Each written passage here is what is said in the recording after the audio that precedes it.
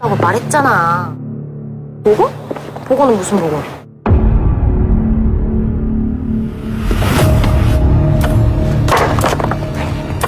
그거 건들면 너 죽는다.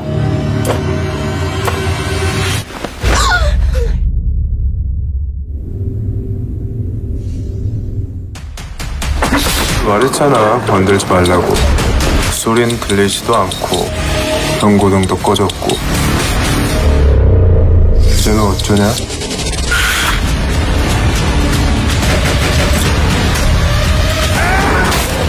살았네?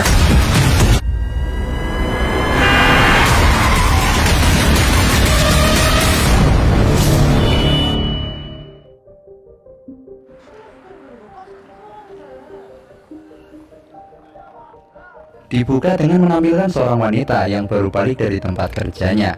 Tengah malam dong, karena kan habis lembur gitu. Datanglah seorang pria menawarkan tumpangan untuknya. Si ceweknya menolak lah, kan mereka kan gak saling kenal ya. Namun dia mendengar suara minta tolong dari dalam mobil. Dianya kepo dong, dan ternyata ada seorang pria terluka di sana. Dan si cewek pun jadi yang berikutnya.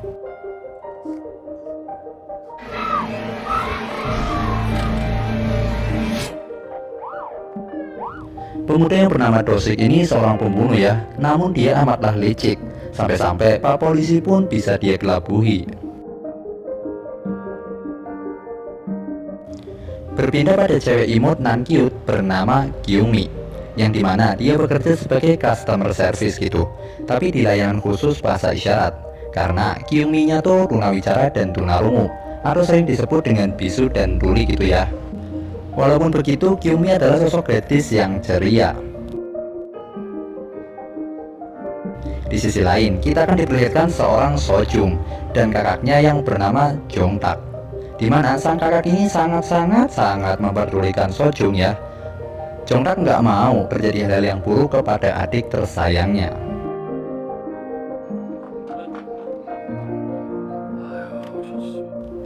Balik lagi pada Kyumi, yang karena keterbatasannya seringkali dia diejek oleh rekan-rekan kerjanya ya. Namun Kyumi tidak pernah bersedih, dia selalu bisa membalasnya dengan caranya sendiri. Di samping itu, Kyumi juga mempunyai seorang ibu yang sama dengannya, yaitu Bisu dan Tuli, di mana sang ibu bekerja di sebuah toko. Bisa dibilang keluarga Kyumi itu cukup kasihan ya.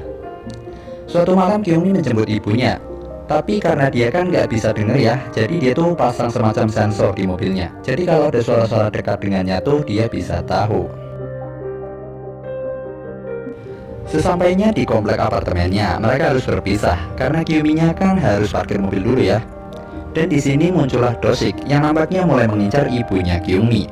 Namun dia tidak jadi karena ada Sojung yang lewat di jalan yang sama. Berisik pula dia nelpon. Karena Dosiknya kesal ya sama Sojung, akhirnya dia menjadikan Sojung sebagai target barunya. Jongtak yang khawatir coba menelponnya, tapi dialihkan dong panggilannya. Ya udahlah, gaskui dia mencari Sojung.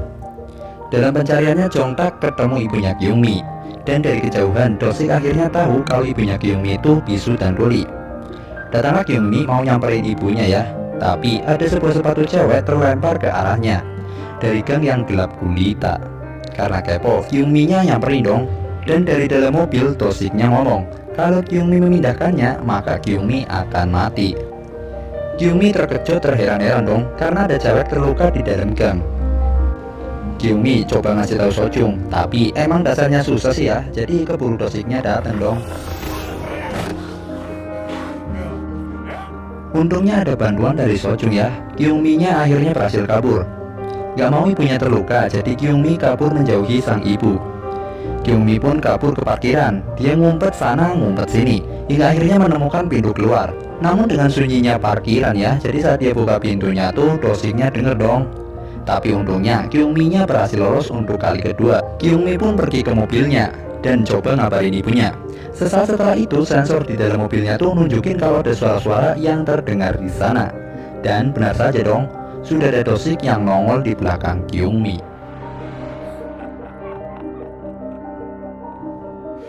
Lagi-lagi Kyumi dalam bahaya, namun dengan kecerdikannya Kyumi gaspol mobilnya dan melakukan pengereman surprise atau rem kejutan ya. Sampai-sampai Dosiknya nyungsep ke depan. Saat itulah Kyungmi-nya kabur lagi. Kyungmi lari kencang banget kayak dikejar-kejar debt collector, sedangkan Dosik-nya keteteran ngejarnya. Akhirnya Kyungmi dapat menemui ibunya dan menyalakan alarm bahaya, dan seketika kamera CCTV menelusuri setiap sudut kota. Pihak kepolisian coba berkomunikasi dengan Kyungmi, tapi kan ya Kyungmi-nya kan susah ngomong ya, jadi ya susah gitu. Dan dengan semangat pantang menyerah, Dosik-nya masih memburu Kyungmi dengan menyamar dengan menggunakan jas dan beralasan sedang mencari adiknya. Di sini Kyungmi-nya nggak curiga ya, karena Dosik yang dia lihat sebelumnya kan pakai topi sama masker. Dengan rasa takut, Kyungmi coba menunjukkan keberadaan Sojung. Namun sang ibu merasa curiga ya. Belum sampai ke depannya Sojung, keburu polisinya udah pada datang. Usahanya Dosik pun gagal maning. Polisi pun tidak menemukan keberadaan Sojung. Saat dicek CCTV pun tidak ada bukti apa-apa. Malahan polisinya menganggap Kyungmi-nya tuh lagi mabuk dong. Jadi dia ngomongnya ngelantur. Nggak ngomong sih, tapi memberikan keterangan yang ngawur gitu ya. Mereka pun disuruh pulang. Dan saat di dalam lift, ibunya Kyungmi memberitahukan kecurigaannya. Namun di sini Dosik-nya masih belum mengungkap jati dirinya ya. Kyungmi pun membuat laporan resmi ke kepolisian, dan saat di sana ada orang tua yang membuat Dosik-nya nggak nyaman. Terjadilah kegaduhan ya, dan saat itu HP-nya Dosik jatuh, dan ibunya Kyungmi melihat wallpaper cewek di HP-nya Dosik, dimana itu adalah fotonya Sojung. Seketika Dosik langsung menutupinya. Ibunya Kyungmi pun memberitahu Kyungmi tentang kecurigaannya yang semakin mantap ya. Dosik-nya merasa terbuli ya, karena dia kan nggak ngerti apa-apa yang sedang dibahas, jadi Dosik-nya agak marah gitu. Namun tiba-tiba Jongtak alias kakeknya Sojung datang. Jongtak pun menunjukkan foto Sojung ke semua orang, dan Kyungmi tentu saja mengenalinya ya.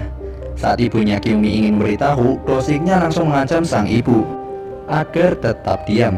Di sini Dosik-nya mulai barbar dong. Dia menunjukkan equipment yang dia bawa dan coba menyerang Jongtak. Terjadilah pertarungan antara mereka berdua. Singkat cerita, Jongtak-nya menang dong. Namun dalam kondisi unggul, polisi melihat semua itu dengan salah paham. Karena di sini Dosik juga pura-pura sebagai korban ya. Jadinya Jongtak-nya kena tembak listrik deh. Kyungmi coba memberitahu Pak Polis, tapi dasarnya dodol ya polisinya. Dianya malah nggak paham dong. Setelah beberapa saat, polisi-polisi ini akhirnya baru menyadari kebenarannya dan meminta maaf. Mereka pun pulang ke rumah, dan seseorang datang menggedor-gedor pintunya. Mereka panik dong. Namun ternyata itu seorang yang mencari ibunya. Mungkin mau lembur di toko kali ya. Ini menjadikan Kyungmi sendirian di rumah. Dan lagi-lagi Dosik-nya datang dong. Kyungmi sempat curiga akan kedatangan Dosik, namun dia tidak bisa menemukannya. Hingga akhirnya Dosik sudah siap sedia dengan kampak di tangannya. Kyungmi pun minta pertolongan dong sama Jongtak, dan tiba-tiba jedor, Kyungmi bisa menghindarinya. Kyungmi yang ketakutan ngajak ibunya agar jangan pulang dulu karena berbahaya. Namun Kyungmi menyadari bahwa balasan yang didapat bukan dari ibunya. Pasti Dosik lah yang lagi pakai HP ibunya.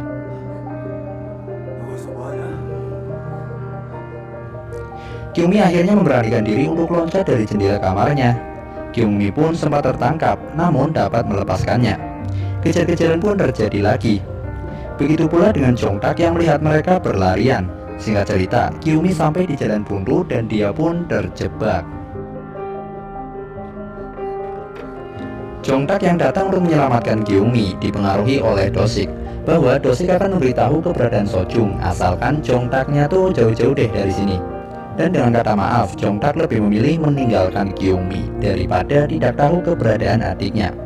Dan pada akhirnya Jongtak kena prank juga, karena sudah pasti Dosiknya ngibulin dia ya. Jongtak pun pada akhirnya nggak bisa ketemu sama Sojung. Di samping itu, untuk kesekian kalinya Kyungmi berhasil lolos dari Dosik. Dan saat dalam pelariannya, dia melihat Sojung yang keluar dari mobil Dosik dengan kondisi yang terluka parah. Mereka berdua pun ngumpet, dan di sini Kyungmi memberikan HP-nya kepada Sojung. Sadar mereka tidak akan bisa bertahan jika terus bersama, Kyungmi pun mengorbankan dirinya agar diburu lagi oleh Dosik.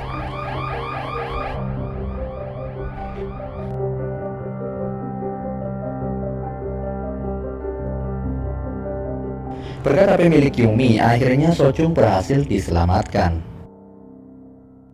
Di sisi lain, Kyungmi berlari ke tengah kota. Namun bukannya takut, Dosik malah mengejarnya sampai ke sana. Melihat Kyungmi yang tidak bisa bicara dengan membawa pisau membuat orang-orang malah takut kepadanya.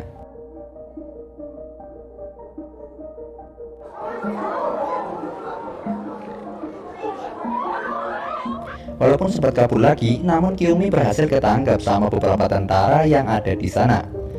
Di sini, Kyungmi dengan kesusahan coba memohon agar dia tidak di-kill ya, karena masih banyak hal yang ingin dia lakukan. Kasian juga sih kalau lihat bagaimana cara Kyungmi menyampaikannya ya.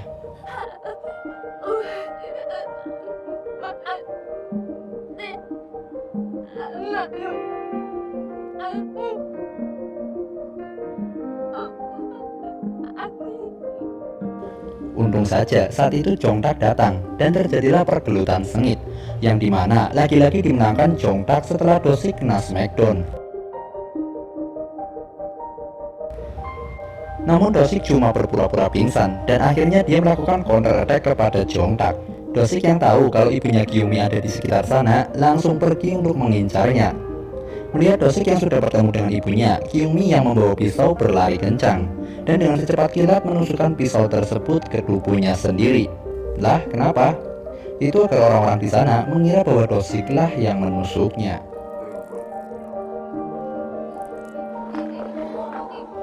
Dan benar saja, Dosiknya mulai koslet dong, karena dia tidak tahu alasan apa lagi yang harus dia buat.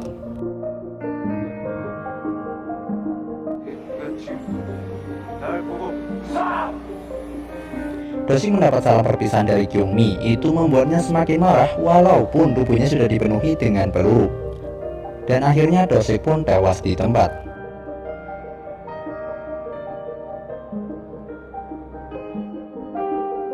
Di akhir film diperlihatkan kebahagiaan Kyungmi dan ibunya, beserta Jongtak dan Sojung, dan film pun selesai.